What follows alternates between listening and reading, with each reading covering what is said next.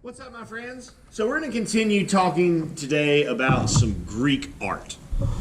Before we get into that, a couple of words we want to talk about. Now, we're still going to be discussing architecture. So architecture is the art of buildings. Same thing, we were talking about when we drew our pyramids and when we talked about those Greek columns. We're still talking about parts of architecture. Now with this, we're going to talk still about Greek architecture, but we're going to talk about a different part of the building. So last time, the last thing we drew, we looked at these columns. These Doric, Ionic, and Corinthian columns. Today we're going to take a look at what those columns hold up, which is this piece on the top of a building called a pediment. And we're going to take a look at some actual pediments and talk about them along the way. So now that we've seen some pediments and seen kind of what we're looking at and what we're talking about, we're going to use that story that I had you guys listen to, that Greek story, Orpheus and Eurydice, and we're going to use that as inspiration for creating our own pediment. Now, before we can draw anything, we do need to get our paper into the right shape. So in order to do that, need to grab a pair of scissors real quick. There we go.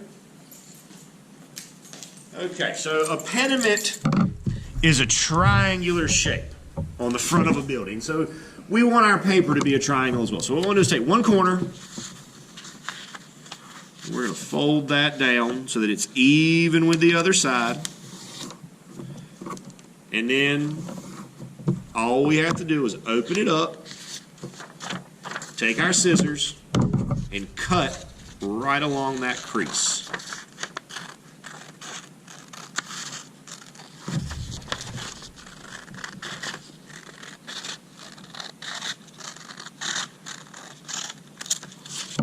Right there.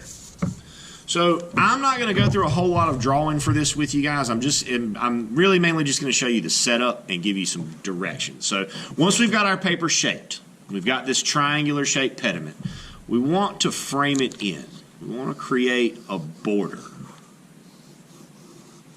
So just kind of want to make some 3 straight lines that follow the shape of our pediment. Just like so.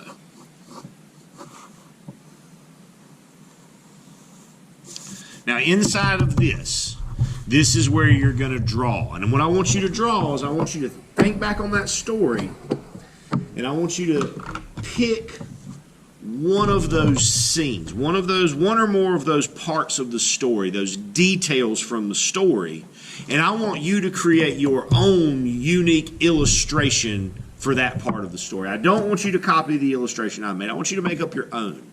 Now, in doing that, there's only a few things that I require of you. I require that you have a horizon line in there somewhere, and I require that you color the whole thing. But other than that, the detail that you pick or choose is up to you. Now, what I'm going to do, instead of going through and drawing everything, I'm going to show you guys my finished example.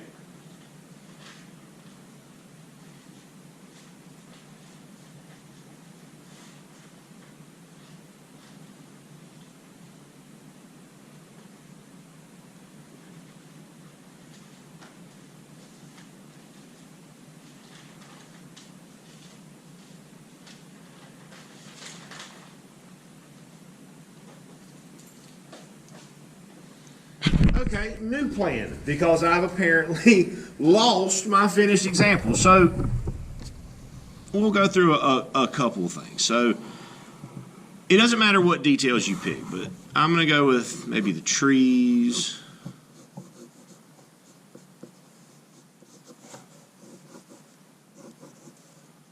And we just kind of want to, think of things that we heard that we think would make